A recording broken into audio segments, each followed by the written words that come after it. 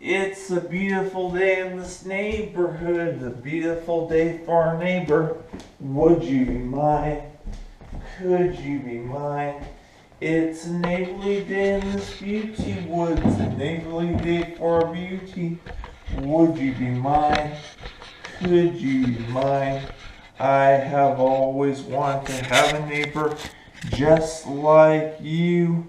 I've always wanted to live in this neighborhood with you. So it's a neighborly day in this beauty woods, a neighborly day for our beauty. Would you be mine? Could you be mine? I have always wanted to have a neighbor just like you. I've always wanted to live in this neighborhood with you. So let's make the most of this beautiful day. Since we're together, we might as well say, would you be mine? Could you be mine? Won't you be my neighbor? Won't you please? Won't you please? Please won't you be my neighbor? Hello, television neighbors. We're neighbor and television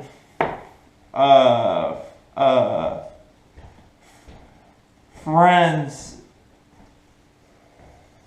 together again today. I got the three things I like to show you today. It's a Halloween card that you see right here. The Chronicles of Narnia special features bonus features card right here, and my Chuck E. Cheese photo Halloween card. Now, before we have some make believe, I got a very special song for you, and it's called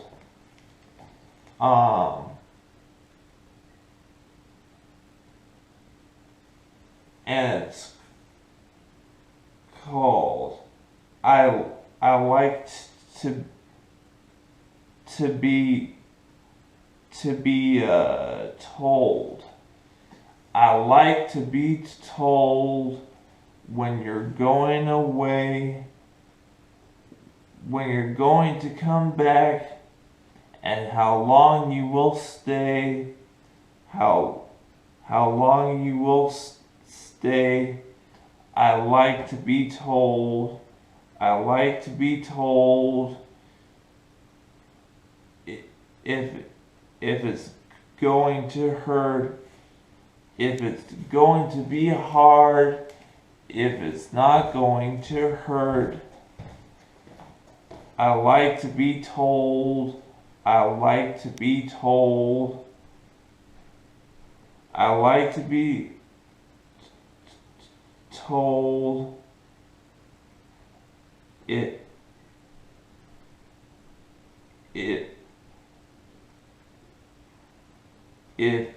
when you're because I'm trying to grow and I'm trying to learn and I'm trying to know. I like to be told. I like to be told. It helps me to get ready for all those things that are new. I trust you more and more each time that I'm finding those things to be true. I like to be told, because I'm trying to grow and I'm trying to learn and I'm trying to know. I like to be told. I like to be told. And that's a special song that I like to sing for you. Now, let's get the trolley and we'll have some make-believe right now. Alright, last time in the neighborhood of make-believe, we were pretending that Mr.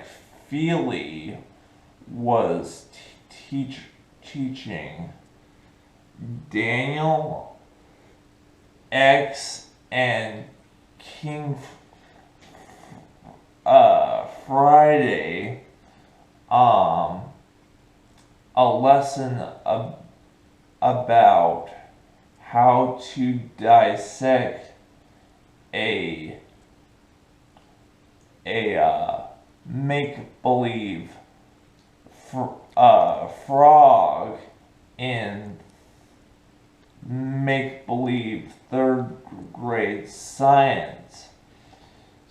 So let's make believe that Mr. McFeely is on his way to the school of some place else. And we could also make believe that Mr.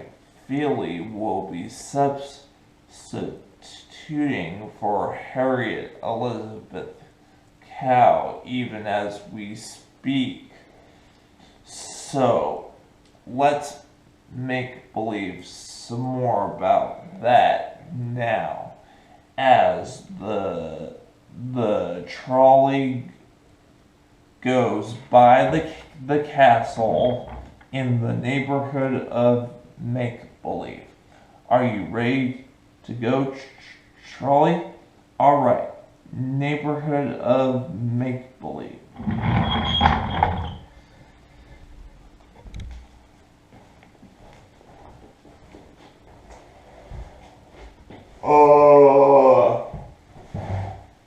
Mr. McFeely, ordinary teacher of third grade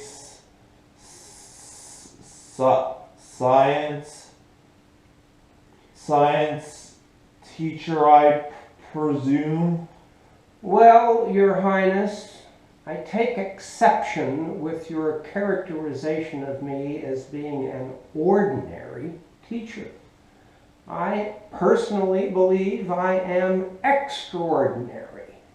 So, that aside, yes, I am Mr. McFeely. Good morning. How are you?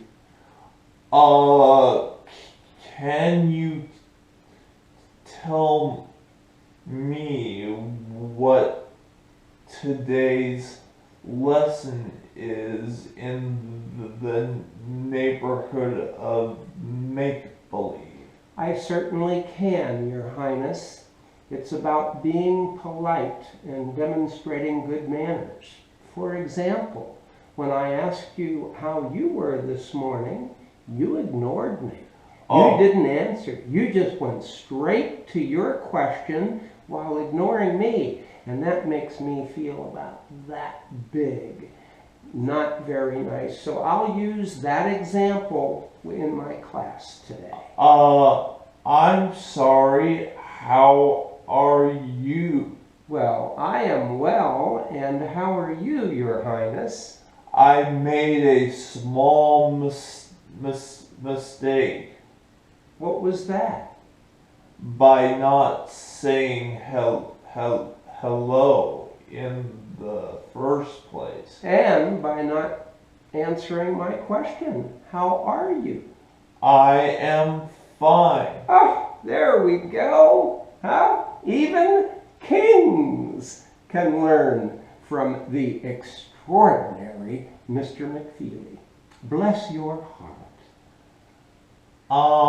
Now I heard, Mr. McFeely, that you are going to be teaching XDL and Daniel Tiger to dissect a make-believe frog. Is that true? Well, we started that last week, and after teaching the children some manners this week, I do intend to pick up where we left off, dissecting that imaginary frog, yes. I'm Daniel Striped the Tiger, and I love it when you're my teacher, Mr. McFeely. Oh, Daniel, that is just the sweetest thing anyone has said to me all day. You have very nice manners. To say something nice about someone when you greet them, that's just so nice. Thank you. And how are you today, Daniel? I'm doing well. Sometimes I'm a little shy. Sometimes you are, but you know what? So is my wife. She's a little bit shy, but we love her anyhow, just like all of the people who love you love you. Now, Mr. McFeely, could you tell me about what Harriet Elizabeth Cow told us about yesterday's lesson at school about dissecting frog legs? Well, sure. I'll be happy to summarize because I've read her lesson plan. And if she followed her plan as I knew Harriet would, then what she was trying to tell you is that the formaldehyde that preserves the bodies of these frogs to allow you to dissect them and see all of their different organs and things like that, it smells a little bit, and a lot of people get a little upset in their stomach. And so she was just warning you that when you actually do dissect a real frog, you better be prepared for some strong odors. I think you've done a perfect job of teaching Daniel King Friday and me with your lessons, teacher, Mr. McFeely.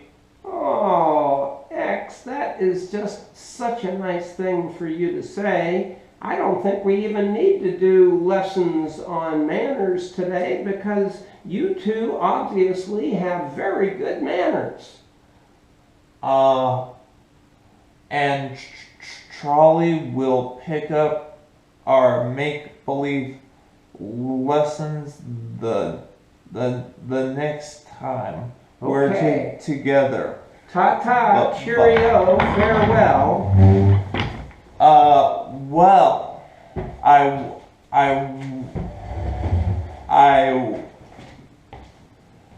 I wonder how those lessons are going to happen to those three people in the neighborhood of make-believe. Well, we'll pretend some more about that the next time. Oh, I'm getting a phone call from my friend, Tom Clancy, the author from The Hunt for Red October and The Sum of All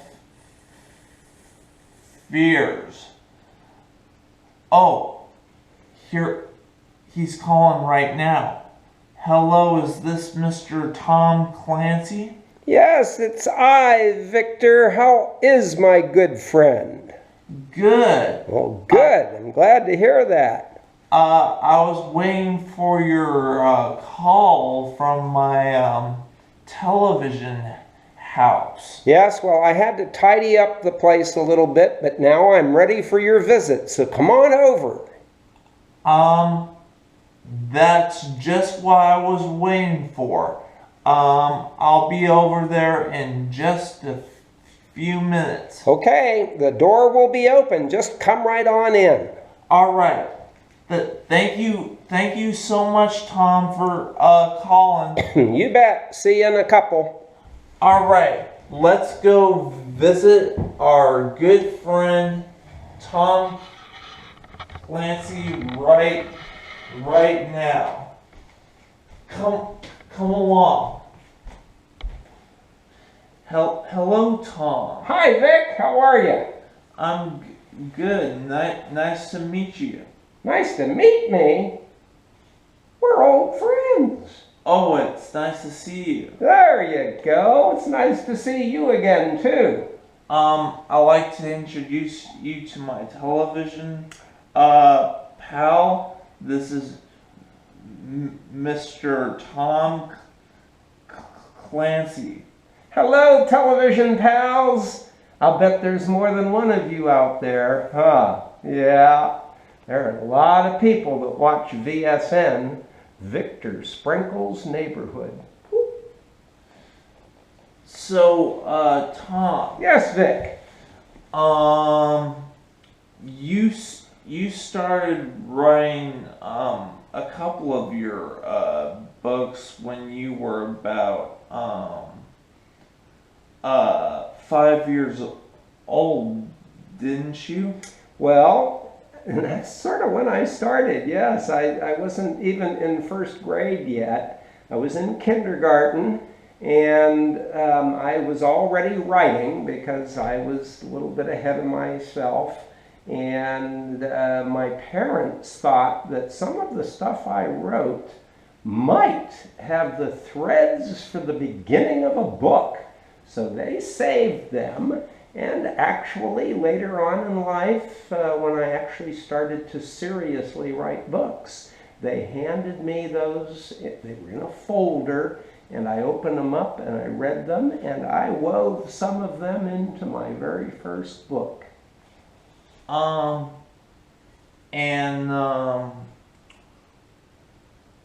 When you first started writing your first book, the Hunt for Red October, did you ever feel like sort of weird or sad or feeling good when you wrote your first book, the Hunt for Red October, when you were about 4 years old? 4? Oh, when I wrote The Hunt for Red October, I was closer to 40. 40? Yeah. I struggled and struggled and struggled, and I felt all of those emotions that you just listed, every single one of them. Part of my problem was I never served in the Navy, let alone in the submarine corps, and so I didn't know a whole lot about submarines and the Navy, and so I felt lost and afraid. So I went to the library and I read and read and read and read until I learned enough to write a book that I thought was believable. And that made me happy. Now tell me, Tom. Yes. Your father, Mr. Clancy, was also a brilliant author too, and you two shared ideas about writing all sorts of wonderful books together. What was your fondest memories with your dad at the age of 7. At the age of 7, my fondest memory of my father, I think, was when he would still sit on the couch with me every evening, no matter how tired he was, and he would read a book to me. Sometimes he'd read the entire book if it was just a little short children's story. Other times he'd just read a chapter if it was a long story. But those are my favorite memories of my father when I was 7 years old, because it told me that he loved me and he cared about me. Well, Mr. Clancy, I had a wonderful television visit with you, but unfortunately I got to go back to my television home, but it was an honor to meet you. Again. Well, this is my first time. Oh, wow. We need to go over these scripts a little more carefully. Okay, it was a pleasure meeting you too, Victor. I'm a big fan of yours. Keep up the good work. And tell your father, Mr. Clancy, to give him all my love. Wow, I will tell him that. He'll be surprised to hear that.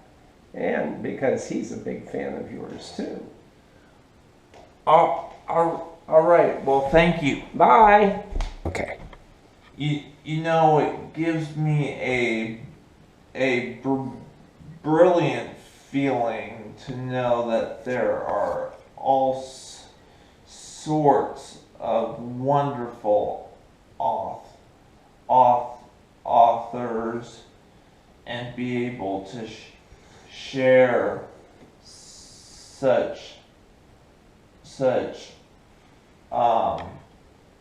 fondest moments with the people you love.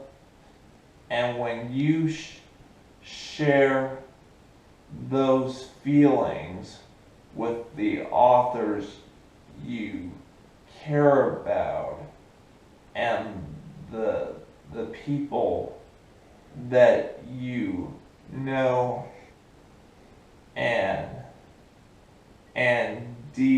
delight within you, it can give you a very delightful feeling too. It's such a good feeling to know you're alive. It's such a happy feeling. You're growing inside, and when you wake up ready to say, I think I'll make a snappy new day, it's such a good feeling, a very good feeling. The feeling you know that I'll be back when the week is new, and I'll have more ideas